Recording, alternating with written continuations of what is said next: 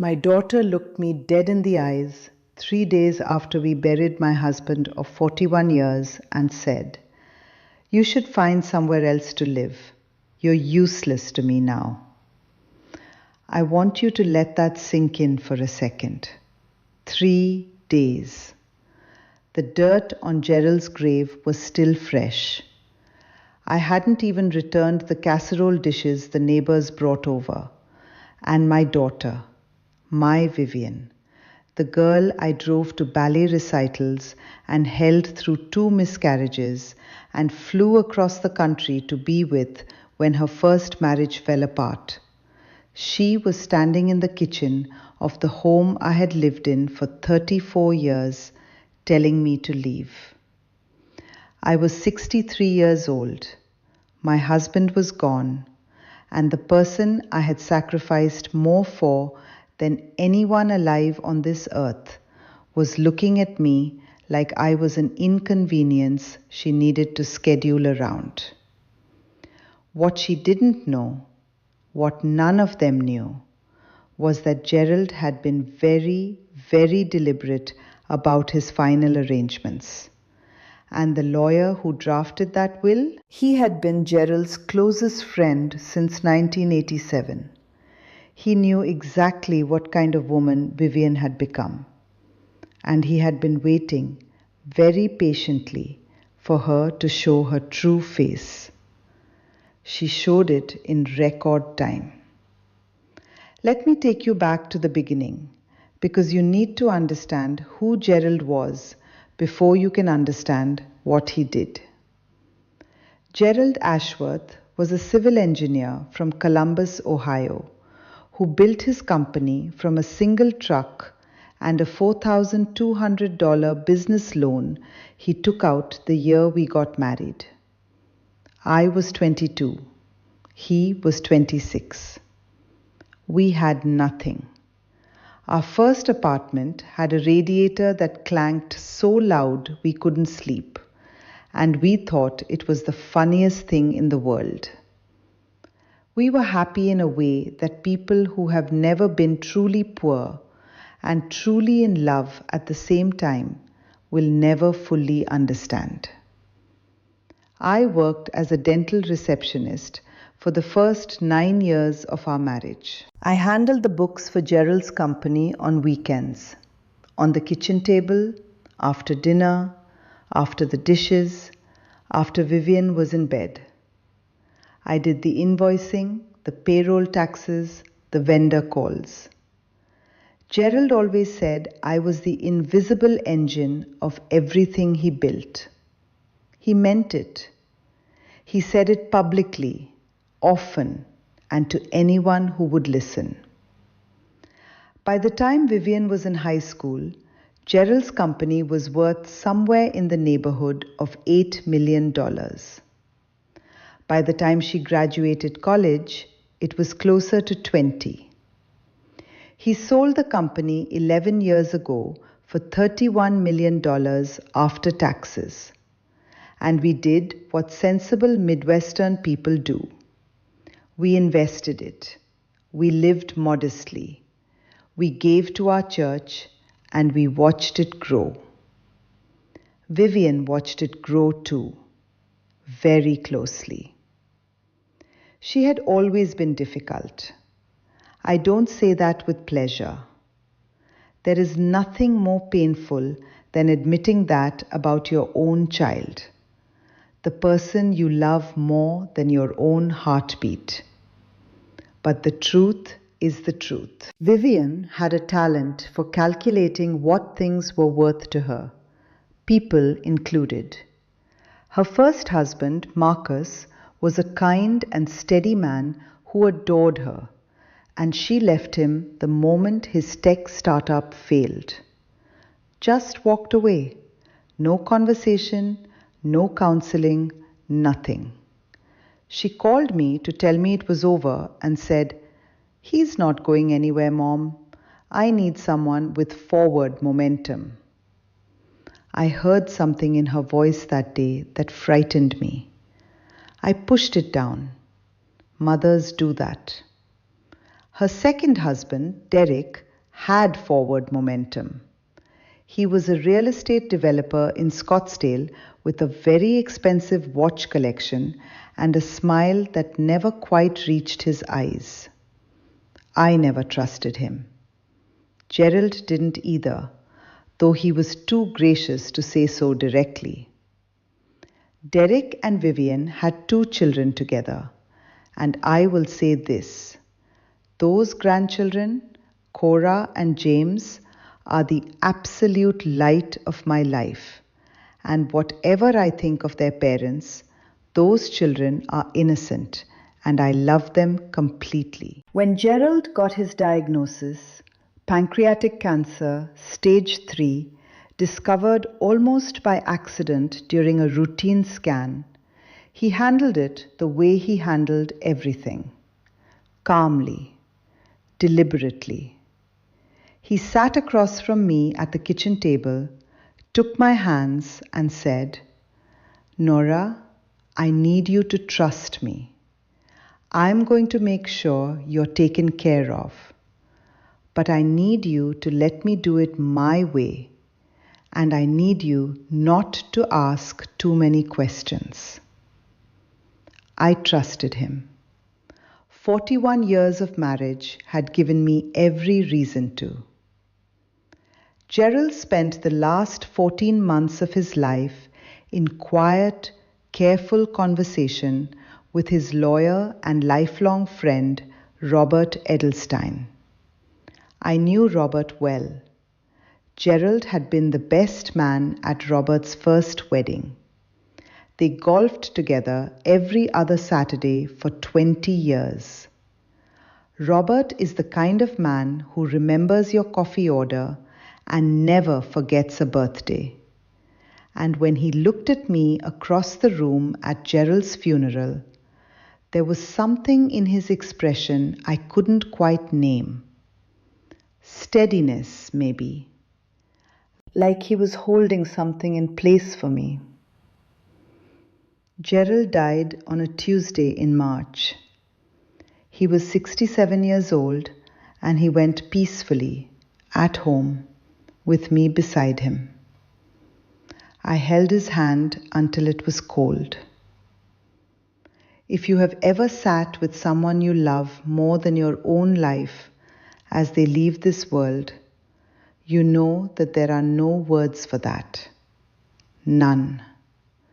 It is the loneliest and most profound thing a human being can experience. Vivian arrived from Scottsdale the morning after with Derek and the kids, and I was glad to have everyone there. The house was full. There was noise and there was movement, and it kept me from sitting too long in the silence. The funeral was on Friday. 112 people came.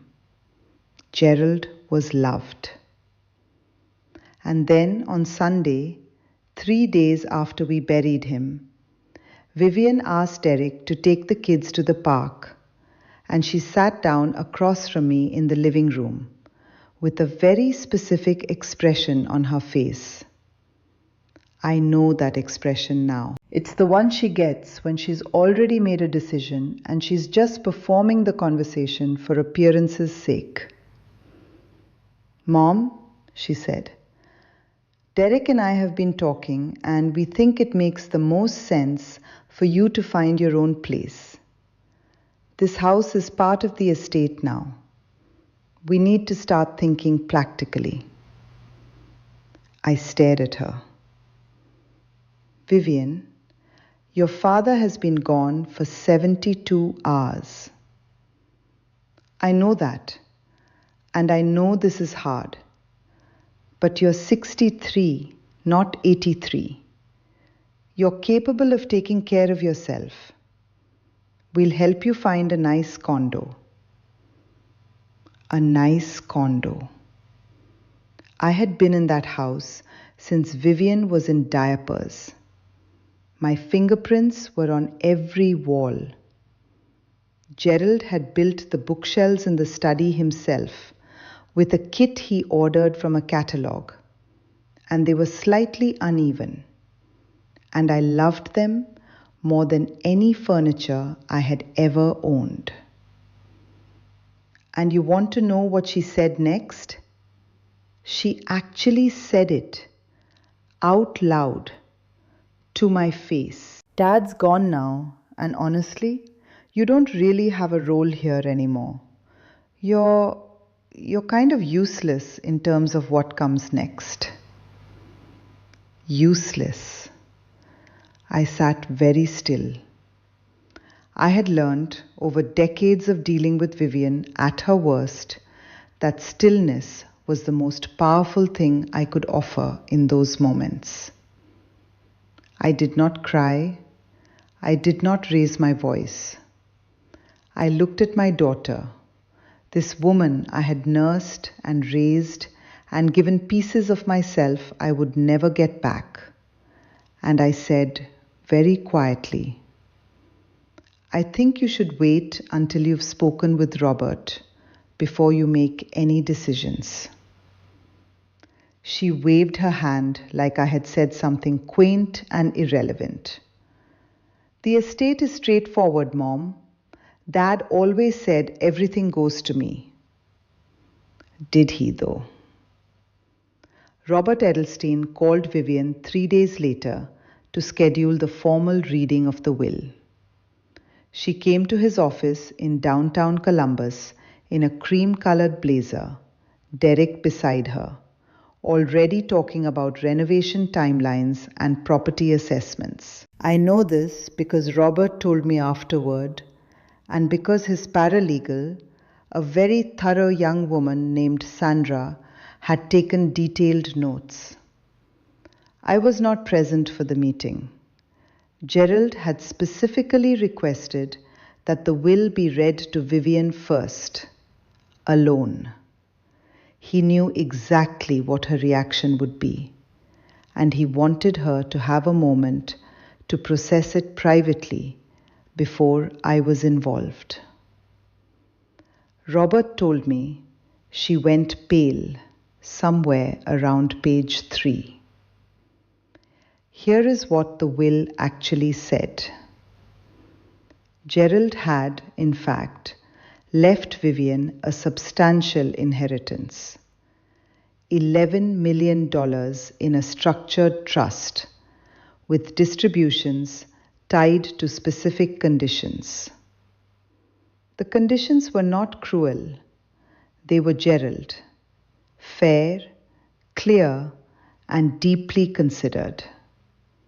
She would receive distributions annually, beginning at $40,000 per year, with increases tied to documented charitable giving and verified employment. Not because Gerald wanted to punish her, but because he had watched what happened to people who received large sums of money with no structure around them, and he loved his daughter enough to try to protect her from herself. The house, our house, 34 years of Christmases and arguments and Sunday dinners and sick days and all of it was left entirely to me. Along with a separate account containing $4.2 million accessible immediately with no conditions whatsoever. Gerald's note in the will read, for Nora, who was the engine of everything and who deserves to rest. I read that line standing in Robert's office 2 days later, and I had to sit down. And there was one more thing. The remaining assets, approximately $18 million in a family trust, were structured so that I held primary oversight authority for the duration of my lifetime. Vivian could petition the trust for additional funds, but the trustee, Robert, was required to seek my input on all major distributions. In practice, this meant that without my cooperation, Vivian would be navigating a very long, very expensive legal process for decades. Derek apparently had a lot to say about this. Robert told me he used the word outrageous 4 times in the space of 5 minutes. Robert, being Robert, let him finish and then said very calmly, Gerald was an exceptionally intelligent man who spent 14 months thinking through exactly this scenario. If you'd like to contest the will, I'd encourage you to consult an attorney about your realistic options. He paused. I can recommend several. None of them will take this case. Vivian called me that evening. The cream blazer confidence was gone. Her voice was different, smaller, the way it used to sound when she was young and scared and needed her mother. Mom, she said, I need to talk to you. I let the phone sit in my hand for a moment. I thought about that Sunday afternoon, 3 days after I buried my husband, when my daughter told me I was useless. I thought about 41 years of Gerald and what he had tried to protect. I know you do, I said. But Vivian, I need you to understand something first. What you said to me, that I was useless, that I had no role, I need you to sit with that for a while, because I'm not going to pretend it didn't happen. Mom, I was grieving. We were both grieving. And grief is not an excuse to say the cruelest thing you can think of to someone who loves you. She was quiet. I am willing to have a relationship with you, I said. I am willing to be your mother. I will always be your mother. But I will not be an afterthought in my own life. Not anymore. Not for anyone. There was a long pause, and then she said, barely above a whisper, I'm sorry, Mom. Was it enough? I don't know. I genuinely don't know. Some wounds don't close the way we want them to. Some things that are said cannot be fully unsaid, no matter how much time passes. What I know is that I am in my house, the one with the slightly uneven bookshelves Gerald built, and I have the means to live the rest of my life exactly as I choose. I have been taking a ceramics class on Tuesday mornings. I had lunch with Robert and his wife last week at a little Italian place we all like. I have been sleeping through the night for the first time in over a year. Gerald always said I was the engine. He wasn't wrong. And engines, it turns out, do not stop running just because someone tells them they're useless. They just redirect. I redirected. And for the first time in a very long time, the road ahead looks exactly like mine.